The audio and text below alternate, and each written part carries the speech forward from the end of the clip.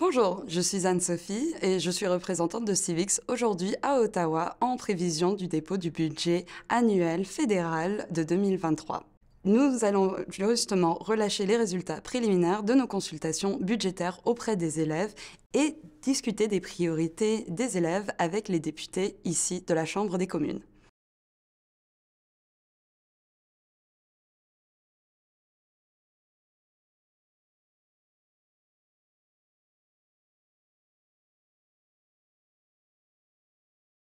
Eh bien, c'est représentatif, même chez les jeunes, de ce qu'on voit dans la population en général.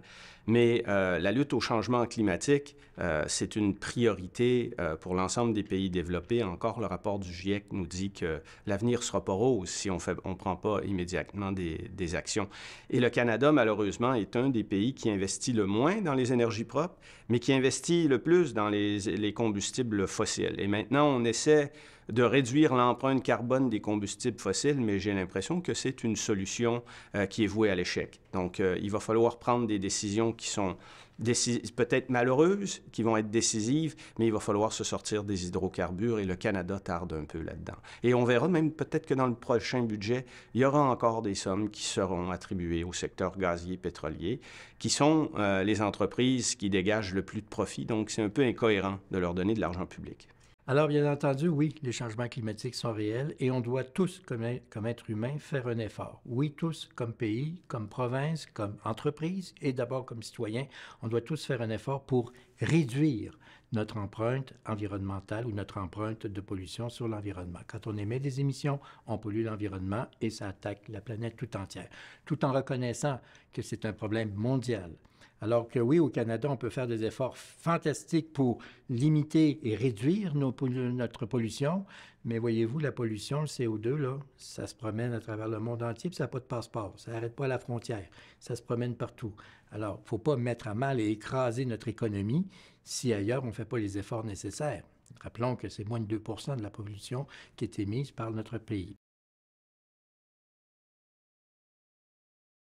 Bien, les changements climatiques, une des bonnes solutions pour lutter contre les changements climatiques, c'est l'industrie forestière. Il faut savoir qu'un arbre, là, quand ça pousse et quand ça vieillit, ça séquestre et ça capte du carbone toute sa vie. Donc, si on fait plus de construction en bois, si on utilise ce qu'on appelle la biomasse, les résidus de la forêt, on peut remplacer certains produits issus de la filière gazière pétrolière et comme ça réduire notre empreinte carbone. Mais malheureusement, on n'investit pas suffisamment dans la recherche pour arriver à développer ces marchés-là. Donc, ça, c'est un défi que le Canada aura à affronter dans les prochaines années. Peut-être soutenir les secteurs d'activité à faible empreinte carbone et laisser de côté les secteurs d'activité qui ont une empreinte carbone qui est beaucoup trop élevée, comme celle du gaz et du pétrole.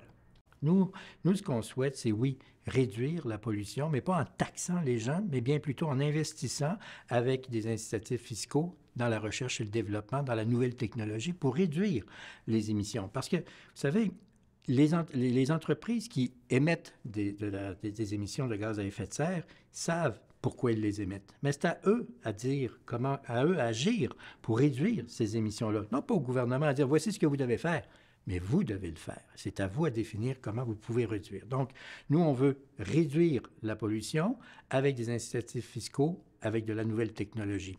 On veut également donner le feu vert aux énergies vertes pour donner plus d'accès aux citoyens aux énergies vertes, comme par exemple l'électrification des transports ou les autres technologies que l'on va pour, par exemple, le solaire ou encore l'éolien ou encore le nucléaire, avoir accès à plus d'énergie verte et feu vert aux énergies vertes. Ce qu'on veut également, c'est favoriser ce que le Canada fait de mieux et le valoriser à travers le monde. On a une expertise extraordinaire pour réduire les émissions de gaz à effet de serre lorsque l'on extrait le pétrole. On a une reconnaissance mondiale reconnue en matière d'hydroélectricité, particulièrement au Québec. On doit exporter notre savoir-faire. On doit être fiers d'être Canadiens.